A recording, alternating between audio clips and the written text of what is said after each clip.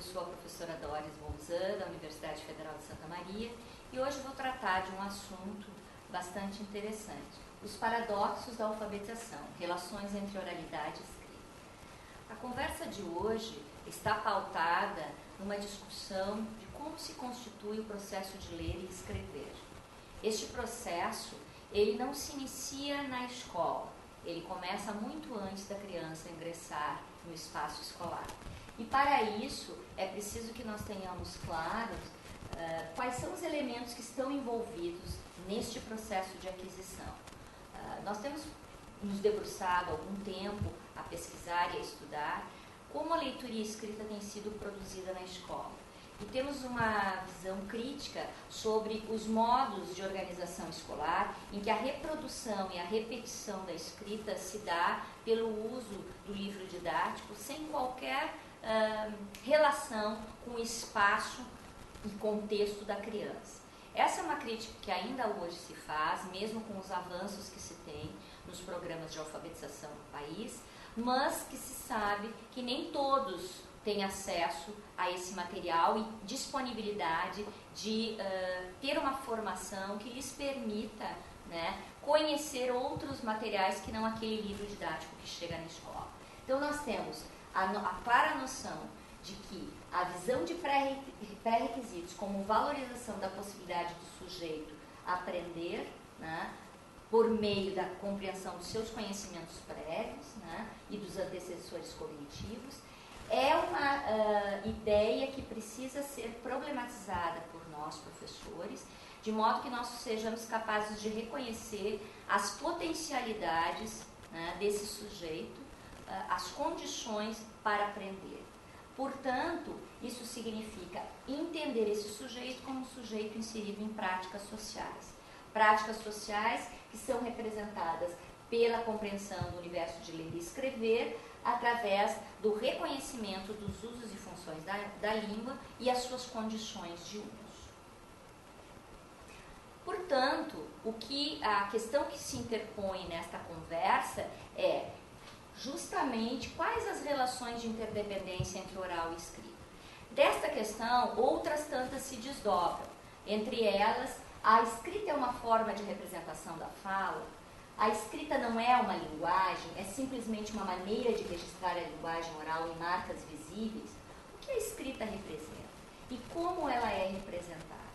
Essas questões são questões cotidianas que o professor experimenta e que certamente, ao olhar para suas crianças na sala de aula, ele precisará encontrar formas de responder. Essas formas de responder estão diretamente relacionadas aos modos de organização pedagógica, né, e os modos de intervenção dele nas relações que se estabelecem da criança com o universo da leitura e da escrita. Então, o que oferecer para essa criança, de que modo proporcionar a ela uma experiência de leitura e de escrita prazerosa, né, e como aproveitar a experiência sociocultural que essa criança traz para que o professor possa fazer um trabalho realmente prazeroso e motivador para que essa criança aprenda a leitura e a escrita. Então nós vamos discutir um pouco essa relação entre o oral e o escrito, entendendo que a escrita não é um arremedo do oral, né, que a escrita possui caráter e virtualidades próprias, mas precisa se assentar em uma oralidade valorizada e enriquecida. O que significa dizer que nós precisamos reconhecer os diversos dialetos que compõem a realidade da nossa sala de aula, entendendo que a criança tem uma experiência própria de linguagem e que essa experiência deve ser respeitada pelo professor, sem com isso negar ao sujeito, né, a compreensão e a construção da língua escrita escolar, né, que é uma outra forma de organizar e de formalizar o ensino da escrita. Então, nós temos numa ponta a expressão oral, que é o reconhecimento das variações dialetais, e as possibilidades de expressão do sujeito através da escrita. Eu gosto muito de trazer uma experiência que eu vivi quando estava numa escola orientando um trabalho, que nós conversávamos com as crianças enquanto elas trabalhavam, e em um determinado momento eu me dirigi a uma criança e perguntei para ela: tu já fizeste a tua atividade? E ela me respondeu: eu já fizeste. E aí eu perguntei para ela: enquanto ela conversava, o que ela tinha feito. E um menino que tinha ouvido a nossa conversa me parou e perguntou: professora, a senhora fala português? E eu perguntei a ele: que língua tu achas que eu falo? Eu acho que a senhora fala português, porque eu falo brasileiro. E qual é a diferença entre falar português e brasileiro? A senhora não sabia que português tem em vários lugares do mundo, inclusive no Brasil? Então, esta experiência de linguagem oral, que diz respeito a um modo de falar próprio daquela criança na sua comunidade, imediatamente no contexto escolar, quando um outro sujeito interage com ela, utilizando uma outra linguagem, ainda que semelhante à dela, mas com uma outra forma de organização, rapidamente essa criança percebe. Então nós temos que nos dar conta que as experiências da oralidade são experiências que vão sendo enriquecidas nas relações. E isso é que faz toda a diferença quando o professor organiza o seu trabalho pedagógico. Então nós precisamos ter claro que a criança está atenta àquilo que o professor traz e que essas experiências precisam ser valorizadas de modo que as crianças possam, então, experimentar também a sua linguagem, a sua cultura local e poder, a partir da sua experiência de linguagem oral, construir uma linguagem escrita, que é chamado por muitos, ainda hoje, de língua culta. E que eu chamaria de língua da escola, que é quando a escola vai exigir da criança uma formalidade na escrita bastante distinta daquela que ela usa quando ela se expressa oralmente. A oralidade escrita, elas se caracterizam, primeiro, pela valorização da cultura escrita local, que é o que cada comunidade possui como experiência linguística, a institucional, ou seja, como a escola conduz a expressão da oralidade e da própria escrita, e a global, que seria como o país onde essa comunidade está inserida, é capaz de dar sentido e significado aos diferentes dialetos que constituem a nossa realidade brasileira. Então imaginem vocês, nós estamos no centro do estado, nós temos um conjunto de expressões que certamente se diferem de outras expressões fora da nossa realidade sociocultural. Por exemplo, a expressão trilegal, que é usada lá na cidade de Porto Alegre, nós aqui dificilmente a usaremos. Por quê? Porque nós entendemos que trilegal é uma expressão coloquial daquela comunidade e aqui talvez a gente diga bate, que bacana, porque é uma outra forma de expressar o mesmo significado, o mesmo sentido inclusive, mas com duas expressões distintas. Essa possibilidade então de cada sujeito trazer o seu dialeto e ser compreendido a partir da sua realidade é que faz toda a diferença no contexto da sala de aula. Quando a gente pensa na construção de uma cultura linguística, de uma cultura escrita, nós temos que entender que há uma necessidade de partir do suposto de que a linguagem dos grupos alfabetizados ou não expressam variações dialetais características das suas comunidades, que são linguisticamente tão corretas, complexas e sofisticadas em relação aos seus contextos de uso, quanto aquelas que a escola ensina. E talvez o grande desafio do professor seja justamente poder aproximar esta experiência cultural da experiência cultural escolar. Então isso não quer dizer que a linguagem coloquial ou as variações dialetais sejam iguais à linguagem escolar, mas elas permitem que se pense nos caminhos que o sujeito toma para poder se utilizar de uma forma de linguagem ou de outra. Então, se nós considerarmos as desigualdades sociais, as experiências socioculturais desse sujeito, nós temos que entender por que a organização gramatical de uma comunidade em função do que ela entende em termos dos léxicos que ela usa e da forma de organização que ela apresenta, que não sejam desconsiderados na escola pelo professor, uma vez que este professor justamente terá que aproximar esse sujeito da realidade escolar, trazendo essa experiência e valorando esta experiência para tornar a escrita, então, mais significativa e prazerosa para o sujeito da aprendizagem. Então, a linguagem oral e a linguagem escrita, elas se constituem como duas faces de uma mesma moeda. Aprender uma língua escrita é aprender um novo léxico, uma nova morfologia, um novo modo de estruturar e separar as partes de um discurso. Tudo isso requer um uso progressivamente consciente das convenções dos sistemas de escrita e dos textos escritos. Isto também resulta em uma nova maneira de pensar as palavras, analisando de forma diferente as unidades da linguagem, decompondo-as e recompondo-as mentalmente. Isso significa dizer que a criança vai experimentando na sua escrita escolar, né, modos de representação dessa escrita. Então, ela quer escrever uma palavra, ela pergunta para alguém que já sabe. E o papel do professor é problematizar essa escrita com a criança, justamente para que ela possa compor a sua escrita a partir da sua experiência de ouvinte e de leitor, né? Mas também podendo sofisticar essa escrita e tornando essa escrita, que na sua linguagem falada às vezes é mais simplificada, tornando-a mais rica e mais complexa.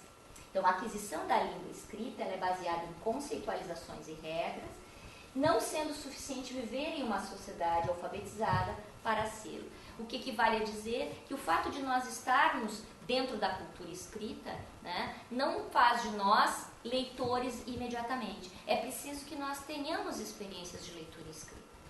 Nós vivemos numa cultura grafocêntrica em que a leitura e a escrita estão presentes na vida das crianças desde o nascimento.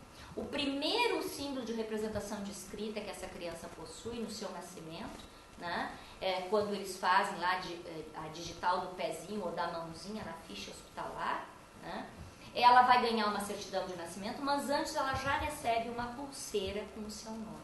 Então, este é o primeiro contato que esse sujeito de uma cultura grafocêntrica vive. Certamente numa outra cultura, né, essa experiência não se dê da mesma maneira, porque a forma de registro escrito numa cultura como a nossa se dá dessa maneira. Entretanto, a gente sabe que existem outros espaços em que o valor da escrita não se dá pelo registro de todas as experiências culturais, mas começa pela oralidade, pela experiência geracional de passar a história de um ao outro, né, para depois ela se tornar escrita e ser veiculada em papel.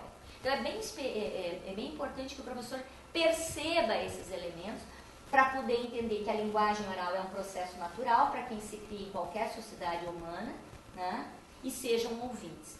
Se nós vivemos numa cultura grafocêntrica no nosso país, com características tais como as que nós temos, em que o ler e o escrever fazem parte do cotidiano, e mesmo nas camadas mais populares, nós temos acesso hoje, né, à escola, nós temos que tomar isso como premissa para poder pensar que a experiência da cultura desse sujeito precisa adentrar a sala de aula e, em grande medida, esse vai ser o ponto de partida para o professor poder construir e consolidar a cultura escrita a partir da oralidade desses sujeitos.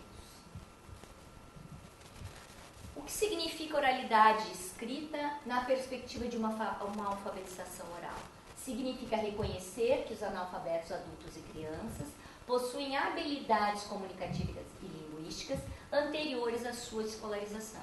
Ou seja, essas crianças não vêm aprender a linguagem oral na escola, elas trazem uma bagagem cultural enorme e precisa ser levada em conta nas atividades escolares. Nós temos que reconhecer que a criança chega, mesmo que com um dialeto da língua escolar, ela chega com uma experiência cultural que está constituída. Nenhum texto ou questão pode ser objeto de ensino isolado, separado ou sem relação com a vida e cultura do analfabeto. Alfabetizar não é só ler, escrever e falar sem uma única prática cultural e comunicativa. É preciso que o professor desenvolva uma pedagogia da escuta. O que equivale a dizer que o espaço de construção desse ler e de escrever parte da experiência oral desse sujeito, que vem para a escola com uma bagagem cultural, e que este reconhecimento da bagagem cultural é que poderá dar suporte e condições ao professor para que ele avance na construção da leitura e da escrita com o seu grupo de crianças. Quais seriam, então, as ideias que nós poderíamos problematizar a partir deste ideário maior que é entender que a oralidade pode dar suporte para se pensar as atividades escritas na escola e ela tem que ser reconhecida como parte da construção deste saber do sujeito que está em processo de alfabetização. Nós temos que cuidar bastante para que nós não caiamos em procedimentos reducionistas, né? Estabelecendo uma relação entre fala e escrita como algo contínuo. Tudo que eu falo, eu escrevo e, portanto, eu posso aceitar qualquer escrito. O que eu quero dizer com isso é que nós temos que entender que a escrita tem relação com a escrita inicialmente tem relação com os nomes dos objetos e suas características. A criança está fixada, quando ela começa a exercitar a escrita, com o realismo nominal, quando ela acredita que um objeto grande tem muitas letras, um objeto pequeno tem poucas letras, o nome de um adulto deve ter muitas letras, o nome de uma criança deve ter poucas letras. Eu já vivi várias experiências em relação a isso. Eu fui professora alfabetizadora durante muitos anos, e como professora da educação básica durante mais de 10 anos, eu tive a vivência justamente de poder olhar para essa criança que chega na escola sedenta por ler e por escrever, com uma experiência e uma bagagem cultural bastante ricas e que quer de algum modo trazer essa experiência para o cotidiano da sala de aula. Então eu tive, por exemplo, um aluno de nome Guilherme, que ele ficou muito desapontado ao descobrir que o meu nome, Doris, possuía apenas 5 letras e o dele possuía 9 letras. Ele não admitia isso como possível e não reconhecia isso como plausível, quer dizer, como um adulto. Inclusive várias vezes ele me interpelou dizendo: como pode, prof, tu sendo muito maior que eu, ter um nome tão pequeno? Né? Por que tu tem um nome pequeno se tu és grande? Então essa perspectiva da criança associar a quantidade de letras, né, o tamanho do objeto ou a experiência cultural que ele traz ao objeto que ele quer representar através da escrita, é algo que nós precisamos ter em mente quando nós expomos a criança a situações em que ela tenha que criar a escrita espontânea e, por exemplo, faça uma lista de nomes de pessoas que ela conhece. E o grande desafio nesse momento é justamente poder entender que algumas crianças vão ter bastante dificuldade de enfrentar essa tarefa, porque para elas os objetos representam em alguma medida, neste primeiro momento, né, as características, quer dizer, a escrita guarda em si as características do objeto que eu quero representar. O que equivale a dizer que uma casa tem muito mais letras do que uma casinha. Né? A palavra casa possui muito mais letras do que a palavra casinha. No entanto, quando a gente faz a representação, né, dos significantes da palavra casa, que são 4 letras, o C, o A, o S e o A, e faz a representação dos significantes da palavra casinha, que é o C, A, S, I, N, H, A, nós botamos a criança em xeque e ela se coloca diante do desafio de compreender que não necessariamente, né, o tamanho dos objetos está guardado na forma de representação da escrita. Né? Assim como outros elementos da representação sonora de um escrito também não estão, porque o A de anel, que é o mesmo A de Ana, não tem a mesma sonoridade. No entanto, quando a criança vai representar, ela tem muita dificuldade de entender por que Ana tem este som an, né? E o anel tem o som A, se ambas as palavras começam com a mesma letra. Então, o professor precisa colocar a criança diante de desafios de refletir sobre essas variações que a linguagem escrita produz e que a linguagem oral auxilia, né, a pensar sobre. São essas possibilidades que fazem com que a criança avance nas suas concepções e, em alguma medida, vão desconstruindo algumas ideias que inicialmente fazem parte do seu desenvolvimento. Então, temos que tomar como ponto de partida as ideias das crianças, sem dúvida nenhuma, pois as crianças acreditam que nem tudo que se diz tem de se escrever. Em primeiro lugar, pensam que só se devem escrever as palavras que nomeiam coisas, né, ou pessoas. Mais adiante aceitarão também que poderão representar ações, né, compreensão dos verbos, omitindo, porém, os artigos e preposições. Mais adiante compreenderão os adjetivos, enriquecendo as ideias do texto. O que significa isso no contexto da sala de aula? significa que a criança poderá fazer aglutinações, quando numa frase a professora solicitar que ela escreva a menina usa o vestido amarelo, ela pode juntar o a menina como uma palavra única, porque a letra A sozinha não tem sentido nenhum. Né? E para a criança, nesta etapa da escrita, o A não é um artigo, ou seja, ele não é uma palavra, ele é no máximo uma letra. E é isso que faz com que a criança ignore, né, a escrita do artigo, muitas vezes na representação dos seus textos, na representação das frases e na representação das palavras. Né?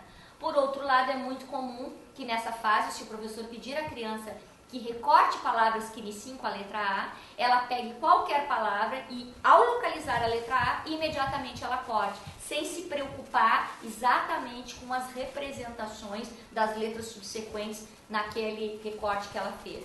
O que está aí nesse momento em jogo é reconhecer o A.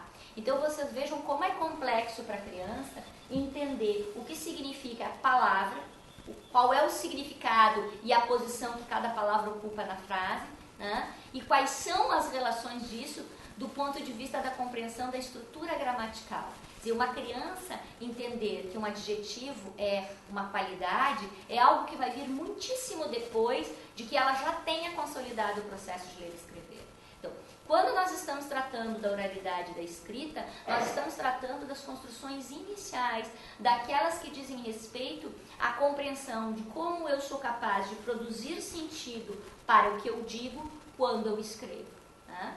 É muito comum que as crianças, então, só representem os substantivos num primeiro momento, ou os nomes, né? E bem posteriormente as ações. Então, menina corre, menino pula, né? O caminhão está rápido, mas compreender a posição que cada uma dessas palavras tem na estrutura frasal é uma outra etapa da construção e que neste momento da aquisição inicial o professor não deve se fixar.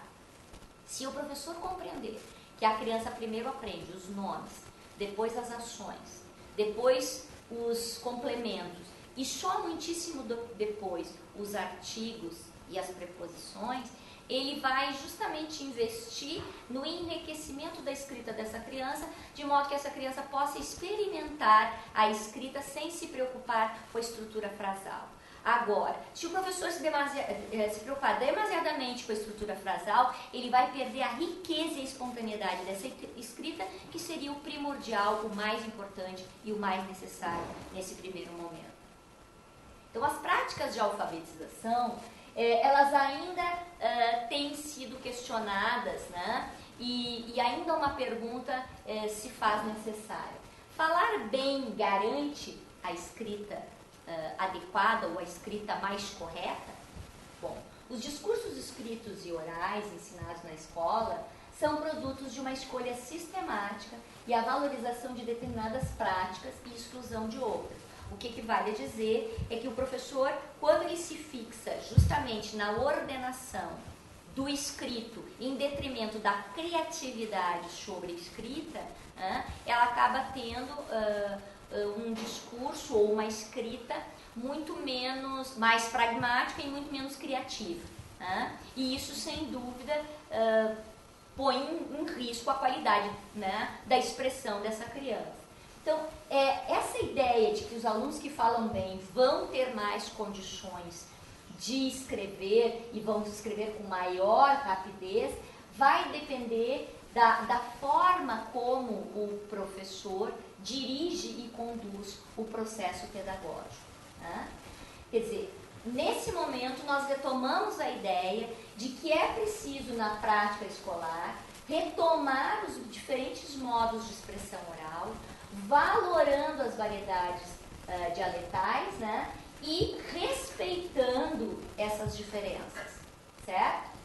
Contudo, o dilema que se apresenta é que promover um trabalho, né, que dê à criança a possibilidade de expressar por escrito, né, entendendo as limitações que são impostas pelas práticas oficiais de escrita, né, ao mesmo tempo que nós queremos que elas se coloquem, sejam capazes de expressar suas ideias, é o que tem sido, vamos dizer assim, a questão ou o ponto nodal da discussão sobre o modo como o professor precisa conduzir o processo pedagógico para que a criança se torne uma pessoa alfabetizada, né, e se integre social e culturalmente falando.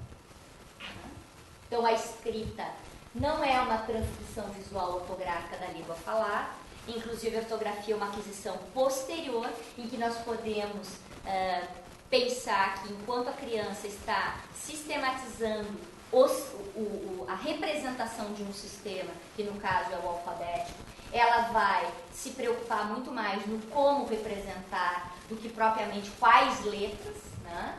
Então esse sistema ele vai ser compartilhado pela maior parte das línguas americanas e europeias, porém o domínio do código alfabético não é a chave que permite às crianças o acesso direto aos textos escritos, né? Aqui eu aproveito para fazer um parêntese para dizer que a língua escrita não é um código, né? Código é o código de barras, né? O código algébrico, né?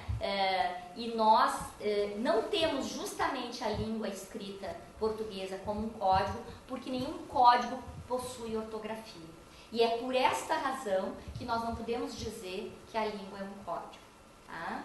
A escrita é um sistema com direito próprio, adaptado para cumprir suas próprias funções específicas, que são muito diferentes das funções próprias de uma transcrição fonética. Então, uma coisa é eu dizer eu gosto de tomar leite e outra coisa é eu escrever eu gosto de tomar leite. É diferente de dizer. Então, esta comparação entre o que eu digo e o que eu escrevo deve ser elemento de mobilização do professor, para que a criança se dê conta de quando nós falamos não é exatamente do modo como nós escrevemos. Por quê? Porque a escrita existe uma formalização e uma preocupação com os aspectos fonográficos e gráficos, né, desse escrever. Mas enquanto a criança não se apropriou do sistema de representação alfabético, ele não vai poder ser provocado a pensar na ortografia, porque a ortografia é uma preocupação posterior. Okay? E é por isso que é tão importante que nós prestemos atenção naquilo que nós propusemos às nossas crianças. A criança aqui do Frato justamente traz uma lógica de compreensão da escrita, né, a partir de uma experiência da oralidade. Né? Se amar é amado, se ter dado, tido e sair é saído, isso quer dizer que os verbos se dividem em 3 grupos, os que terminam em ar, er e ir. Isso é o que a escola ensina, né? Então, para encontrar o particípio, acrescenta-se ado e ido. Então, descobrir é descobrido. Esta é a lógica infantil, né? No entanto, a professora grita e diz, não, é descoberto. E a criança não entende, então, o significado do que ela produziu de relações com o oral.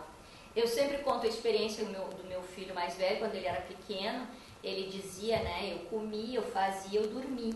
E um dia ele estava caminhando e viu uma barata morta. E ele disse, mãe, ela está mortada.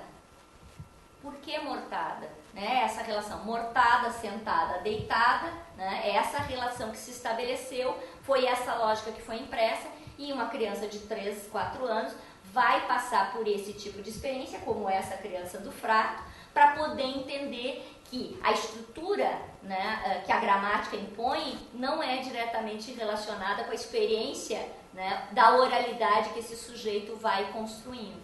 No entanto, nós temos que aproveitar essa experiência justamente para problematizar as práticas de sala de aula e avançar nas concepções que as crianças vão apresentando no cotidiano. Né? Falando, todos utilizamos sempre as 3 partes fundamentais do discurso, que estou explicando há pelo menos um mês: sujeito, verbo e complemento. Agora diga uma frase de sua escolha.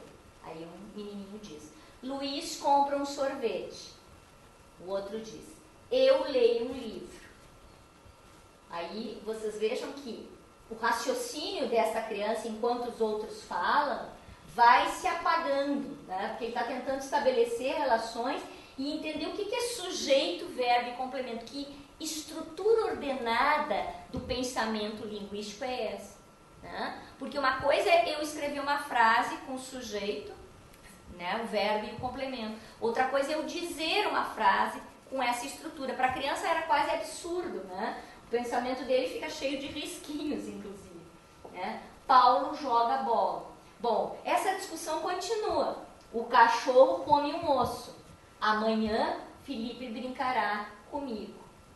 E ele fica pensando, e vocês veem desde o outro quadro até o momento, chega um momento que ele fica absolutamente sem palavras. E a única coisa que ele consegue dizer é margaridas amarelas. Então, o que significa uma estrutura frasal, né? O que significa eu falar espontaneamente uma ideia e o que significa eu ter que formular uma ideia que no papel exige uma estrutura, mas que não necessariamente essa estrutura que está ali no papel vai ser reproduzida no oral pensando naquilo que o professor diz. Porque quando a criança fala uma frase, ela não está pensando agora eu vou dizer o verbo, depois eu vou dizer o complemento. Não, ela simplesmente fala naturalmente aquela frase. Agora, quando a professora pede, diz uma frase, colocando sujeito, verbo e complemento, ela cria uma dificuldade de compreensão para a criança, porque uma coisa é a criança pensar na estrutura lógica da gramática, outra coisa é a criança pensar na sua fala espontânea, naquilo que ele traz como experiência. Então nós temos que ter um cuidado tremendo quando nós propusemos que as crianças se expressem oralmente, porque justamente essa ideia de ter um discurso programado, alinhado com uma estrutura linguística prévia, que o professor ordena a criança, não garante a essa criança a possibilidade de expressar espontaneamente seu pensamento. E muitas vezes cria situações tapafúrdias como essa da criança que não conseguia entender o que significava sujeito, verbo e complemento, e ouvindo os colegas cada vez ficou mais nebuloso, e a única coisa que ele foi capaz de dizer foi uma composição de duas palavras, né, margaridas amarelas, né, mas ele não conseguiu dizer que as margaridas eram amarelas ou são amarelas, né, porque isso estava muito longe para ele de poder nominar os elementos que constituem a frase escrita e transpor isso para língua oral. Então, essas são questões que nós precisamos atentar quando estamos organizando o trabalho em sala de aula. Então, a familiarização com os diferentes discursos da escrita, né, precisam estar presentes. Por quê? Porque o modo como um texto é produzido e interpretado constitui essencialmente uma função social.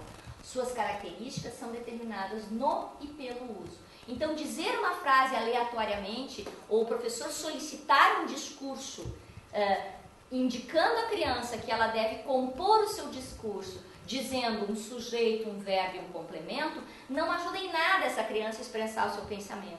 E o trabalho com a oralidade, que deveria servir de suporte para o escrito, vai por água abaixo. Então, é uma má utilização do oral para a composição do escrito. E aqui, então, a gente tem a ideia de que o reconhecimento da escrita como mais uma possibilidade de expressão justamente deveria ser uma forma de conseguir que as crianças expressem também por escrito o seu mundo, e não algo que o professor está dando, né, de forma artificializada. Porque quando o professor diz, por favor, digam frases com sujeito, verbo e complemento, esse professor não está aproximando a criança do mundo real. Agora, se o professor diz algo que tu gostas de fazer, essa criança dirá uma frase com sujeito, verbo e complemento, sem, contudo, estar preocupada com essa estrutura sintática que está sendo imposta pelo discurso do professor.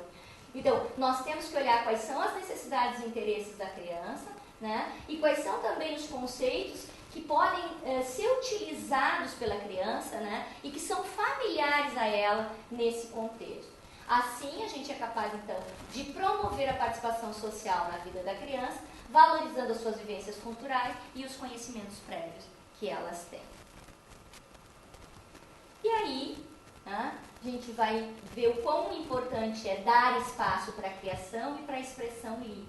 Essa criança ter a possibilidade de experimentar a representação do mundo a partir de suas vivências, né, e muito mais do que estar preocupada em corresponder a um modelo de reprodução da oralidade na escrita de forma artificializada, como aquela que o professor propõe, que a criança diga uma frase com uma determinada sequência, né? Então, a criança, ela é capaz de criar e de inventar o mundo, né, a partir daquilo que lhe é ofertado. E, às vezes, um objeto que não é um objeto pronto lhe dá muito mais possibilidade de criação, né, que a criança lá no espaço livre, ou a criança com diferentes materiais, do que aquilo que é pré-fabricado ou proposto na escola. A nossa ação pedagógica tem que ser uma ação pedagógica que reconhece a escrita, né, não como um elemento de codificação e decodificação, porque a escrita não é um código, uma vez que o código não possui ortografia. Valorização da cultura local da criança e os dialetos próprios de cada comunidade. Considerar os antecessores cognitivos e os conhecimentos prévios. Promover a interação social por meio das atividades envolvendo a oralidade e a escrita, sem artificializar essas experiências. Explorar as potencialidades das crianças, pensando que elas sempre são capazes de fazer para além, né? Explorar a reflexão sobre o que a escrita representa e o seu valor como objeto social. A escrita, ela é um objeto social e não um objeto meramente escolar. A escrita está no mundo muito antes da criança chegar na escola. Então, o professor precisam estar atentos para essa realidade.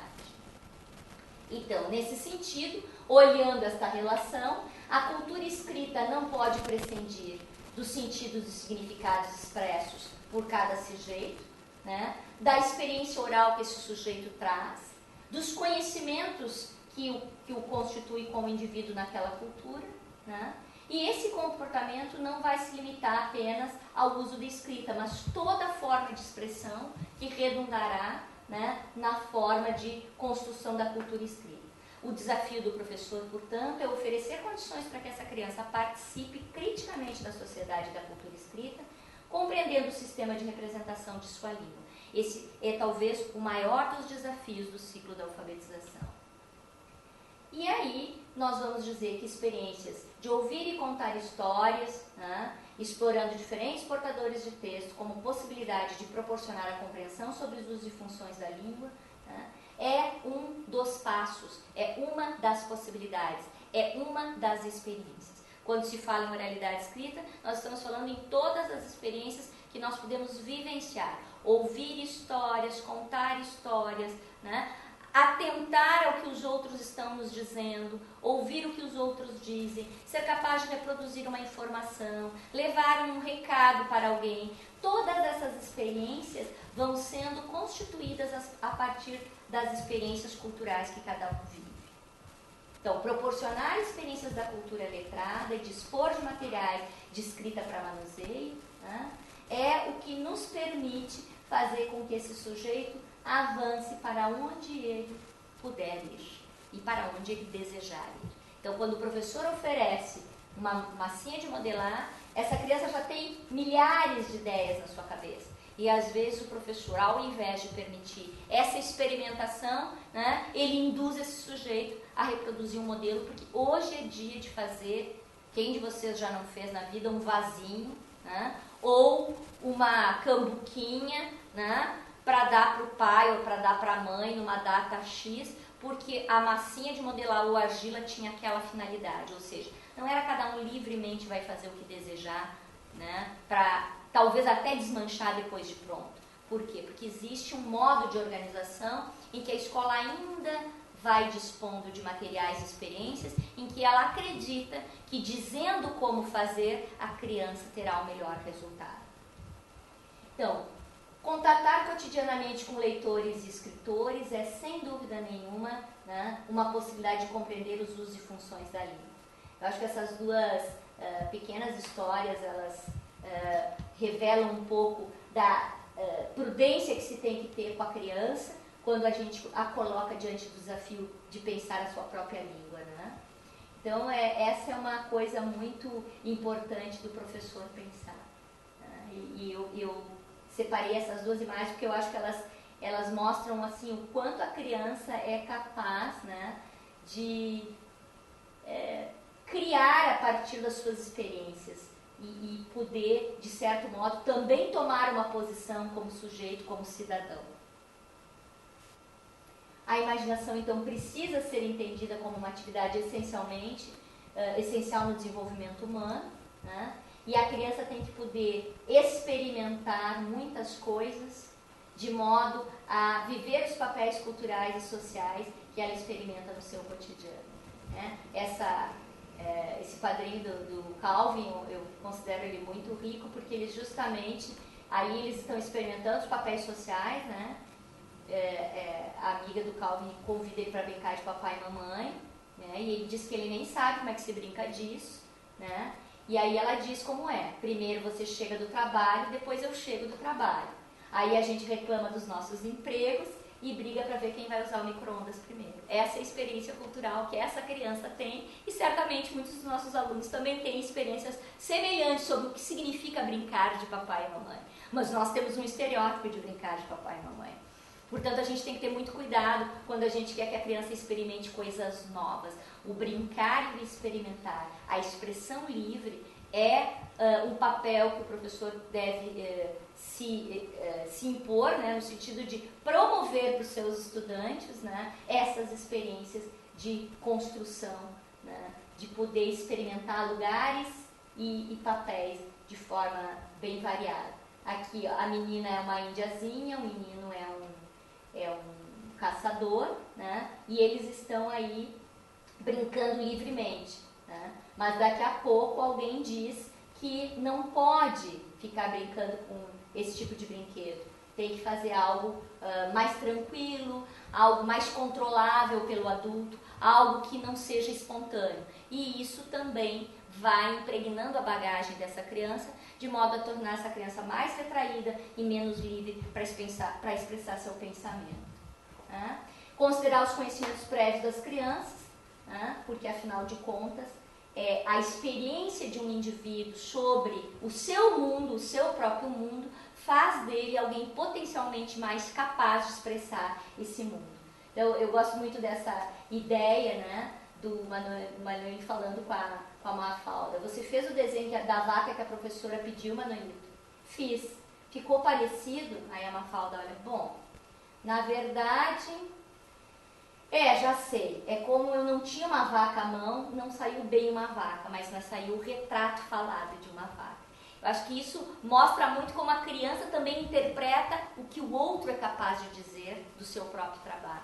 Quer dizer, essa criança está mostrando que ela tem modos de interpretar o mundo e que os outros podem interferir neste modo de interpretar para o bem ou para o mal. Né? E o papel nosso de professor é de poder contribuir para que essa criança, trazendo a sua experiência, seja suficientemente criativa. Então, por fim, para finalizar, é preciso pensar a relação entre oral e escrito, né, através de uma perspectiva que envolve permitir que a escrita se converta numa necessidade, promover práticas sociais de escrita, né, entender para que serve esse ler e escrever, de que modo eu posso me utilizar desse recurso, a construção de atividades significativas, o reconhecimento das variedades linguísticas, o trabalho com as múltiplas linguagens, a consideração da bagagem de cada criança, as experiências anteriores, as atividades que promovam a linguagem oral, a compreensão dos usos e funções da língua, de modo que todos esses elementos vão se consolidando e sejam capazes de proporcionar a compreensão do universo do ler e do escrever. Muito obrigada e a gente se encontra por aí.